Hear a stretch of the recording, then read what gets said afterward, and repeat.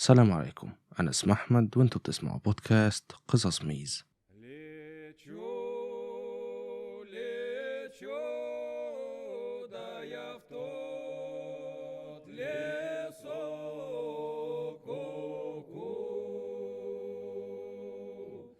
Лечу, лечу, да я в тот лесок ку-ку-ку-ку-ку-ку-ку-ку-ку-ку. Кошечка.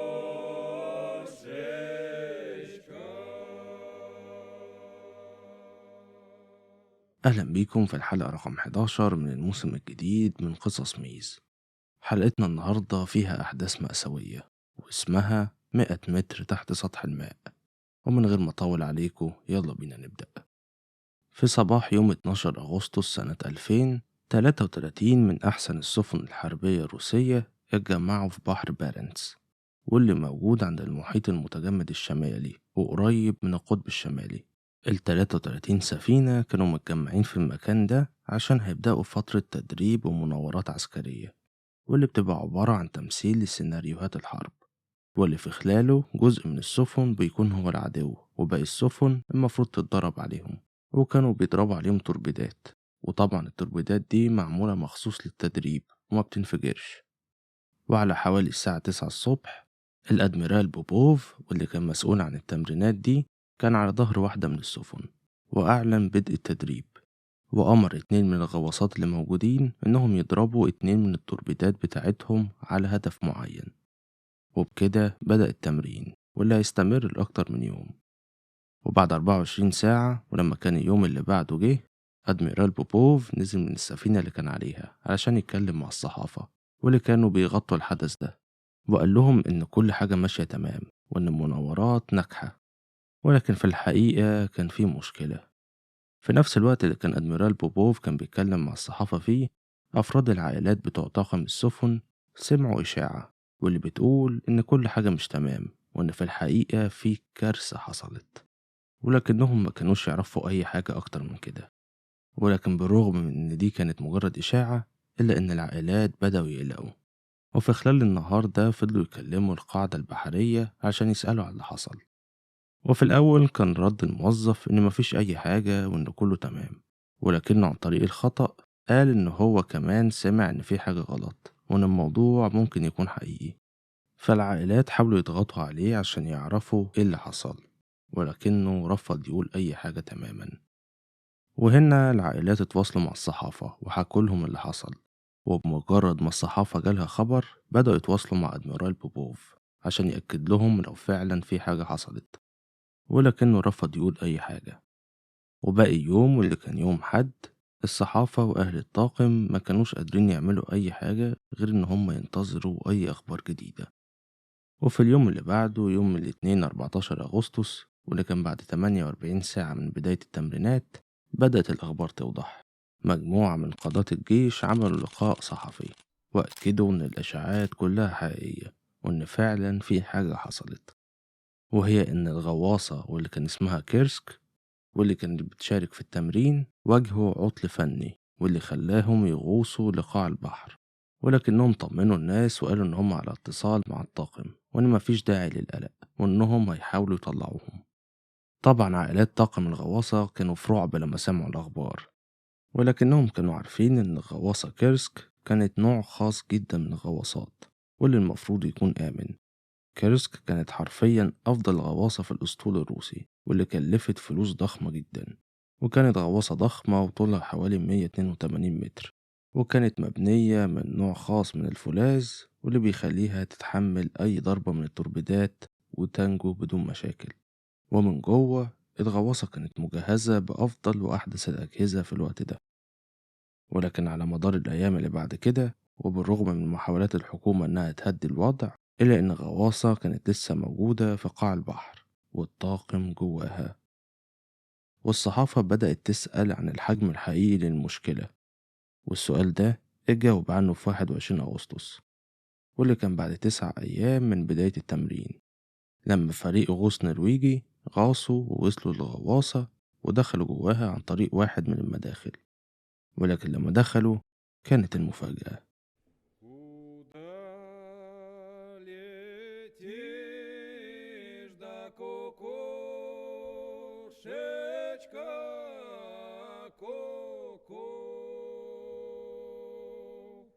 Куда летишь, да ты серая,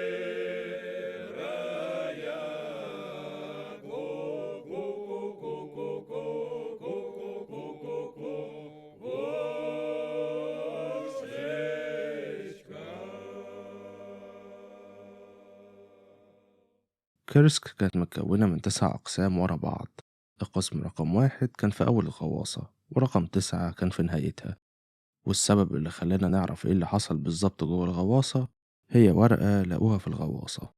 الورقة دي كان كاتبها واحد من طاقم الغواصة، واللي كان اسمه ديمتري كولسينيكوف، واللي كان عنده 27 سنة وبينحدر من عيلة كلها غواصين. والده وجده كانوا غواصين، فلما كان صغير كان حلمه انه يبقى زيهم.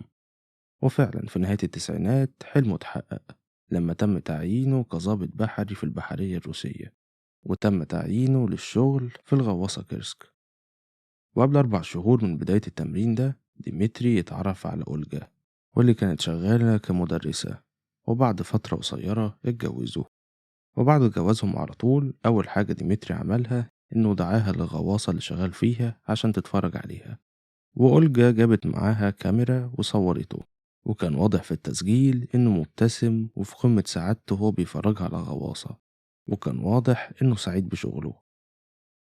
في يوم التمرين ديمتري وباقي طاقم الغواصة واللي كان عددهم 117 شخص وصلوا لمكان التمرين في بحر بارنتس عشان يبدأوا التمرين. والساعة 11:30 الصبح كابتن الغواصة تواصل مع الطاقم عن طريق الراديو، وقال لهم إن الأدميرال أمر بإطلاق توربيدين على الهدف. وفعلا الطاقم اللي كان موجود في القسم الأول من الغواصة بدأوا يجهزوا التوربيدات. في نفس الوقت ده ديمتري كان في آخر الغواصة، وتحديدا في القسم رقم 7، وكان مسؤول عن الطاقم اللي شغال في القسم ده. وفجأة سمعوا صوت انفجار، والغواصة اتهزت ومالت على جنب، وكلهم وقعوا على الأرض. ولكن اللي ديمتري والطاقم اللي معاه ما كانوش يعرفوه إن واحد من التوربيدات الحية واللي كانت موجودة في القسم رقم 1 حصل فيه عطل وانفجر لوحده. ولأن الغواصة مبنية بشكل بيستحمل الانفجارات، فالتوربيد ما دمرش هيكل الغواصة، ولكنه بدأ حريق ضخم جواها. في القسم رقم 7 ديمتري قام من على الأرض، وكانت الإنذارات في الغواصة كلها شغالة، وكل حاجة منورة بالنور الأحمر، وكل المكان كان في لخبطة. ديمتري قال للطاقم بتاعه يبدأوا خطة حالة الطوارئ، وهي عبارة عن إنهم بيقفلوا الأبواب بتاعة القسم بتاعهم عشان يمنعوا دخول المية. وفعلا قفلوا الأبواب اللي بتودي على باقي الأقسام، ولكنهم بدأوا يشموا ريحة دخان، وحسوا إن الغواصة بدأت تميل لورا بزاوية حادة. وده كان سببه إن الكابتن بتاع الغواصة كان بيحاول يطلع بيها لسطح البحر بأقصى سرعة، ولكنهم قبل ما يلحقوا يوصلوا للسطح كانت الحريقة وصلت عند التوربيدات التانية اللي متخزنة، وفجأة كلهم انفجروا. الانفجار التاني كان ضخم جدا وقتل كل الناس اللي موجودين في نص الغواصة الأمامي، وفجر فتحة في الهيكل بتاع الغواصة، وبدأت مية البحر الشمالي المتجمد تدخل الغواصة بسرعة. الناس الوحيدة اللي نجوا من الانفجارين كانوا اللي موجودين بدءا من القسم رقم 6 لحد 9.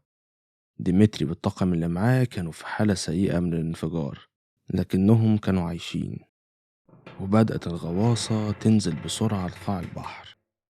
وفي الساعة 11:32 واللي كان بعد أكتر من دقيقة من الانفجار، الغواصة كيرسك خبطت ووقفت في قاع البحر، واللي كان على بعد 100 متر من سطح المية. Куда летишь, да кукушечка, ку-ку? في خلال أول ساعتين من هبوط الغواصة للقاع كان فيها كهرباء، وكان لسه باقي الطاقم اللي عايش عندهم نور، وكانت أجهزة فلترة الهواء لسه شغالة. وفي خلال الوقت ده ديمتري والطاقم اللي معاه سمعوا صوت خبط على الباب اللي بيودي للقسم رقم 6. واللي كانوا قافلينه. كان مجموعة من الناجين اللي كانوا لسه عايشين. ديمتري بسرعة كسر حالة الطوارئ وقرر يفتح الباب، ولما فتحوا لقى مجموعة صغيرة من الناجين ودخلهم بسرعة، ولاحظ إن المية كانت شبه ملت القسم رقم 6. وهنا قفل الباب بسرعة تاني. وعلى حوالي الساعة 1:30 ديمتري وكل الناجين اتوجهوا للقسم رقم 9 والأخير، عشان المية بدأت تدخل من الحيطان بتاعة الغواصة واللي اتدمرت بسبب الانفجار. ولما وصلوا للقسم التاسع كانوا عارفين إن مفيش أي مكان تاني علشان يروحوه، وإن المية في الآخر هتوصل لهم وهيغرقوا، وكان الحل الوحيد إن حد ينقذهم أو إن هم يهربوا من مخرج الطوارئ.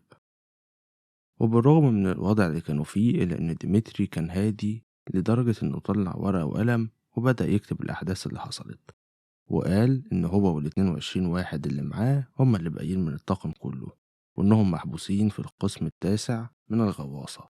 وقال إن هما حاولوا يخرجوا من مخرج الطوارئ لكنهم فشلوا. وبعد ما خلص كتابة تنى الورقة وحطها في جيبه، ولمدة ساعة ونص فضلوا قاعدين مش عارفين يعملوا إيه. وبعد كده قطعت الكهرباء، واللي حولت القسم كله لضلمة تماما، وبدأت الحرارة تنخفض بسرعة رهيبة. وبعد فترة بدأت المية تدخل لهم. ديمتري واللي معاه كانوا عارفين إن دي النهاية. Куда летишь, да кукушечка, ку-ку. الخبراء قالوا إن الغواصة اتملت تماما بالمية في حوالي 8 ساعات من الانفجار. بالرغم من كده الحكومة الروسية كان عندهم فرصة إن هم ينقذوهم لو كانوا اهتموا أكتر واتحركوا أسرع. وعلى مدار الأيام فضلوا يحاولوا إن هم يوصلوا للغواصة، ورفضوا أي مساعدات خارجية من النرويج وأمريكا وبريطانيا. وبعد 9 أيام استسلموا وقبلوا مساعدة من النرويج، واللي بعتوا فريق الغواصين اللي نزلوا ودخلوا غواصة، ولقوا إن كل اللي فيها كانوا ميتين، ولقوا جثة ديمتري والورقة اللي كانت في جيبه. بعد كده الحكومة الروسية منحت كل الطاقم ميدالية الشجاعة، وتم تعويض عائلات الضحايا.